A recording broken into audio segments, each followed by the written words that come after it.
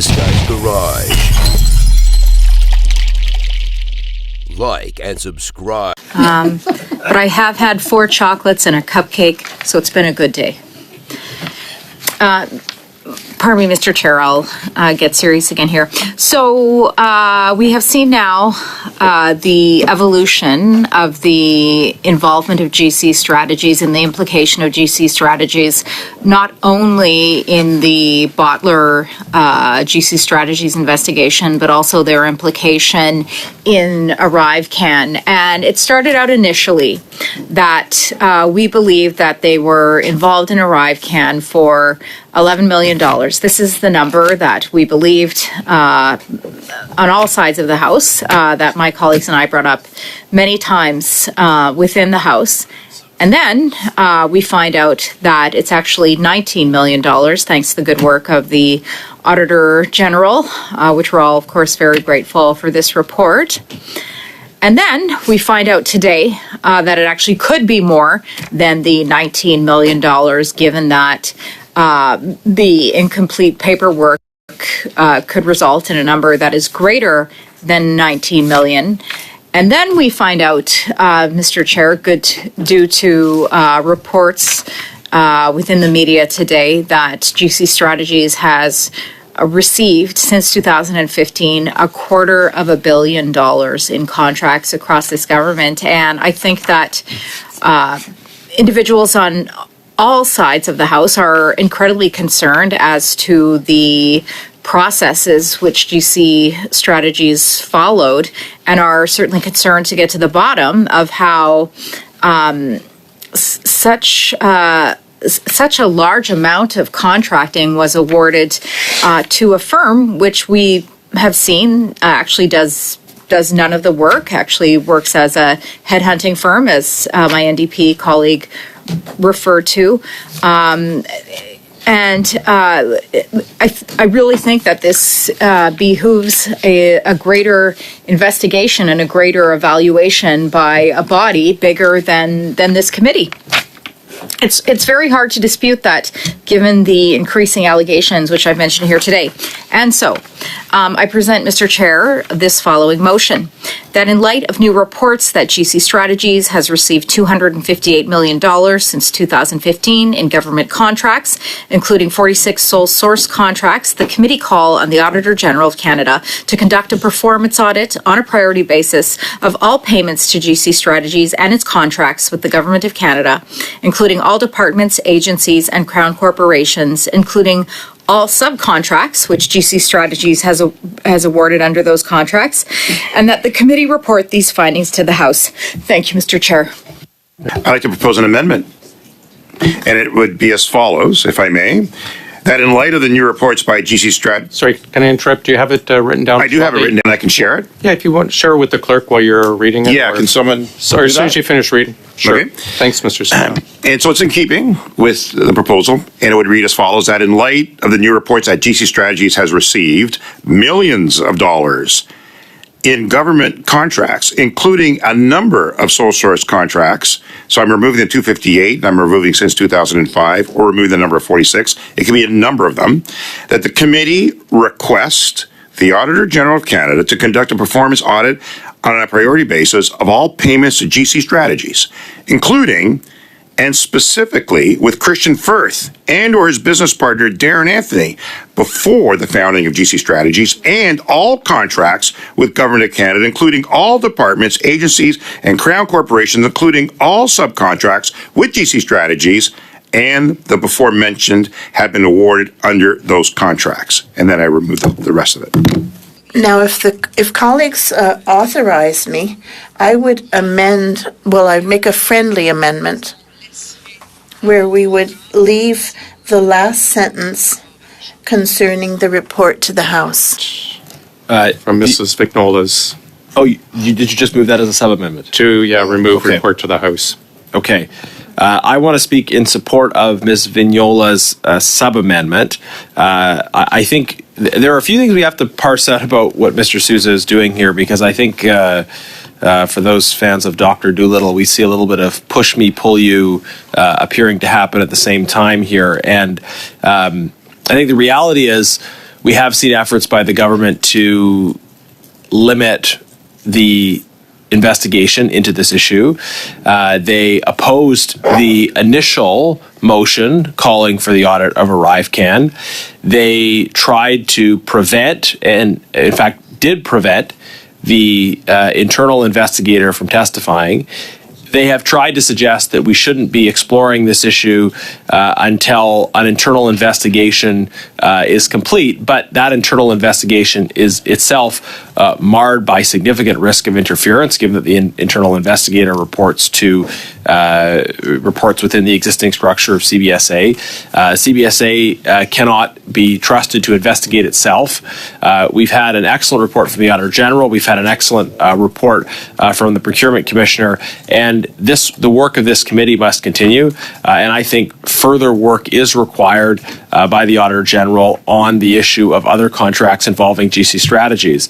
And so, there are some aspects of the amendment that just seem sort of odd to me. Like, why would you take out the numbers? It's been reported. It's not as if it's a secret. But on the specific issue of the sub-amendment, I think it's a good sub-amendment because we are not supportive of efforts to bury this issue, bury this conversation. It's the job of committees to report to the House. This is a serious issue, and we think the work of the committee should be reported to the House. So I hope we can adopt the sub-amendment and then continue going forward. Mr. Kuzmicek and Mr. Sousa? Could we just suspend for 1 minute, please? Just to be able to discuss, because there's been amendment and a sub-amendment. Yeah, sure. On the floor. If we can keep it quick, thanks. We're suspended. I think Mr. Jennings has the floor. Okay, Chair, so I just want to clarify the sub-amendment we're talking about, because I think there's some ambiguity around the language of, and that the committee report these findings to the House. I think maybe it would make sense for it to say, and the committee report this to the House. So I don't know if that is what the sub-amendment was, or if that's a new sub-amendment. But an Auditor General's report goes to the House. But what is important here is that when a committee makes a request for an audit, that does not carry nearly the same weight as when the House makes a request for the audit. So I think we do need to report this request to the House in order to ensure that the request for the audit actually comes from the House as a whole. Now, that can be done quickly, but it does require that reporting to the House. So I don't know if I can have a friendly clarification of the sub. We would have a sub. I think it might be easier just to have a vote and vote it down and then reintroduce, go back to the amendment and introduce a proper, so to speak, sub-amendment, as opposed to sub-amending the sub-amendment to the amendment to the motion. Mr. Sousa, and then back to Mrs. Vignola. Yeah, thank you, Mr. Chair. So in regards to the sub-amendment, it's the original amendment by the Conservatives. So it's their own wording that we're bringing back. And notwithstanding what I just heard, I don't understand that aspect, but we're prepared to support your friendly amendment to the amendments, right? And proceed.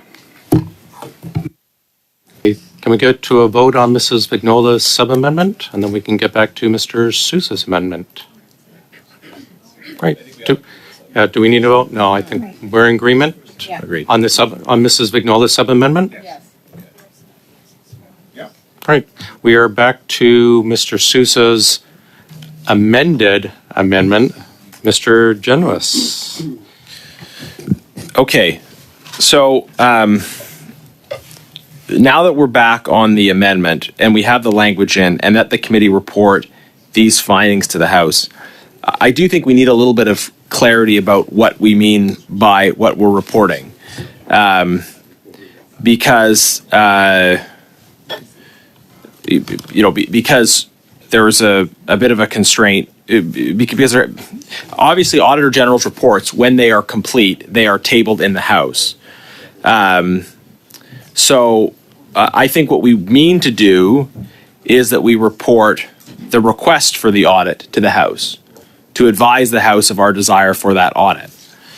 So I would just propose that we add the words "this request" and, so those three words, "this request and," ahead of "these findings." So it would simply say, "and that the committee report this request and these findings to the House."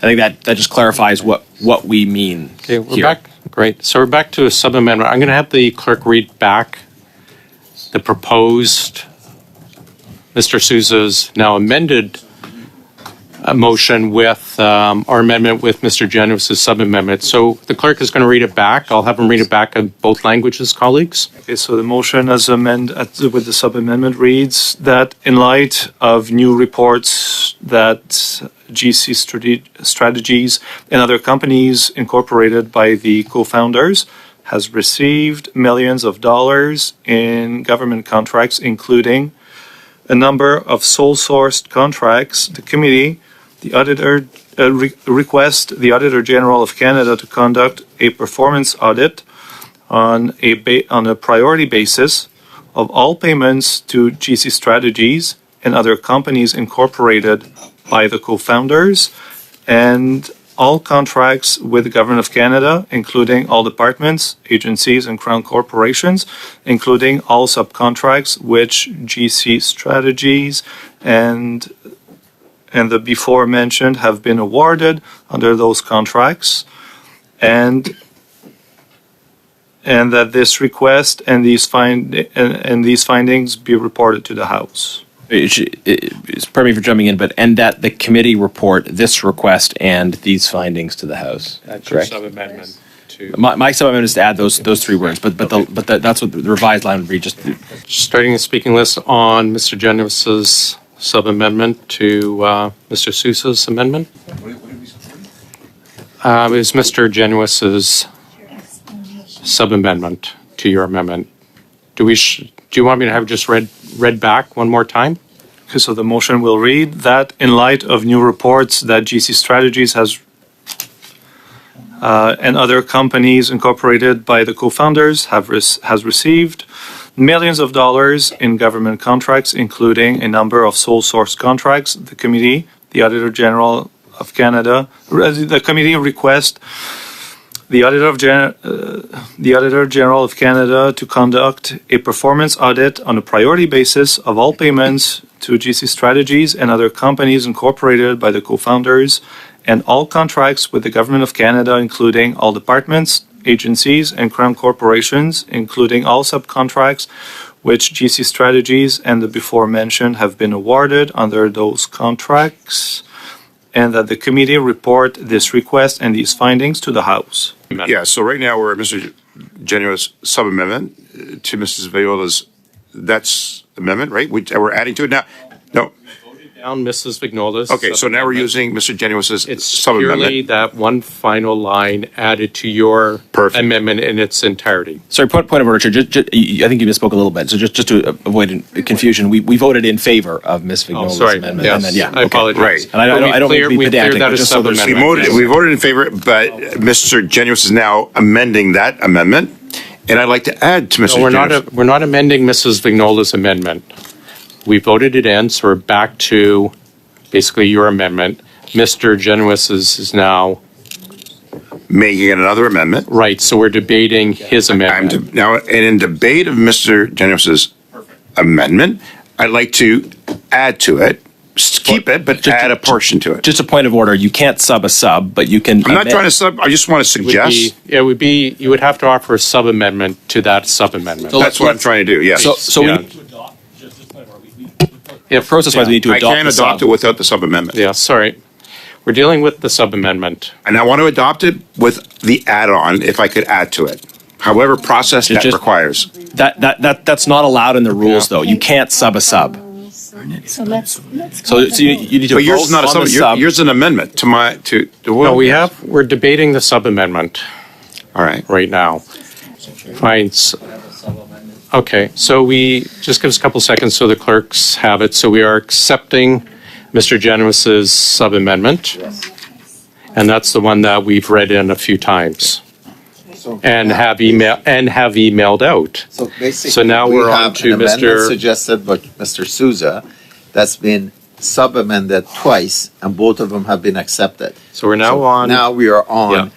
another sub-amendment Now we're by on. our colleague. Now we're talking on. Now we have a speaking order, and now I see Mr. Kuzmierczak is up next to speak. Thank But you. everyone, if we're going to be changing anyone, it would be the email that just came out that had Mr. Genesis's change in it. So that's what we are debating. Back to debating right now. So recognize Mr. Kuzmierczak is next on the speaking So we're list. back on the amendment, and I would like to put forward a sub-amendment.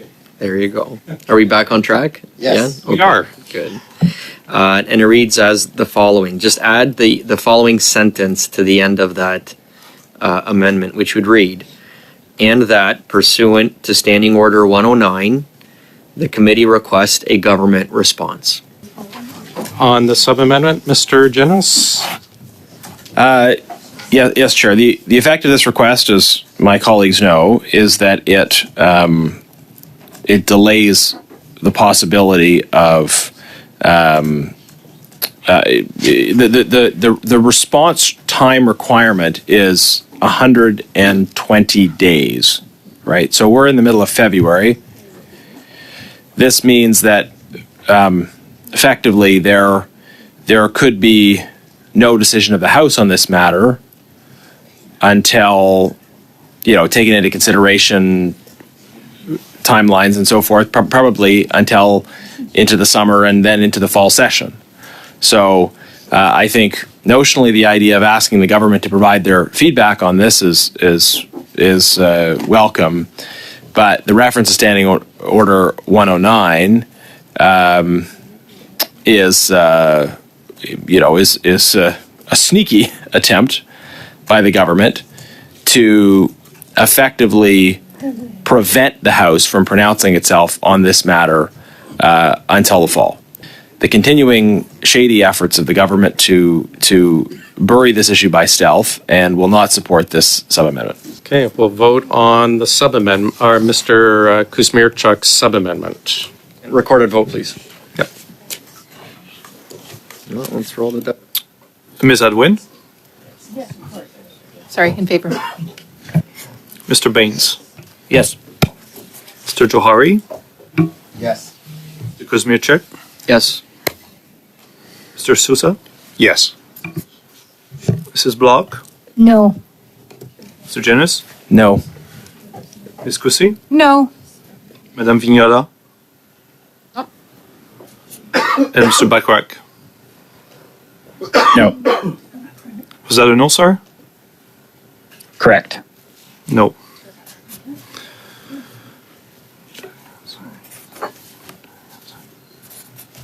And there's a tie. I will also say no. So chair says no. So yeas pour 5, nays contre 6. Back to Mr. Sousa's amended motion, Mrs. Block. And this is, again, the one, we're back to the most recent one that was emailed out. Are we ready to go to a vote on this amended motion, everyone? Are we on the amendment? On the amended motion. The final one that had been emailed out to her. Well, yeah, the one emailed out but have and not has, because we agreed to make the grammatical change, the correction. On the motion as amended, Ms. Atwin? Abstain. Abstain. Mr. Baines? Yes. Mr. Johari? Yes. Mr. Kuzmierczak? Yes. Mr. Sousa? Yes. Mrs. Block? Yes. Mr. Genes? Yes. Ms. Kusi? We're doing this first. Yes. Madame Vignola? Oui. Mr. Bacharach? Yes. Yeas pour 9, nays contre 0. Nil. Wonderful. It passes. Colleagues, we are going to suspend. So, Chair, just a point of order, I want to clarify. We've adopted the main motion now, so We're good? Yes.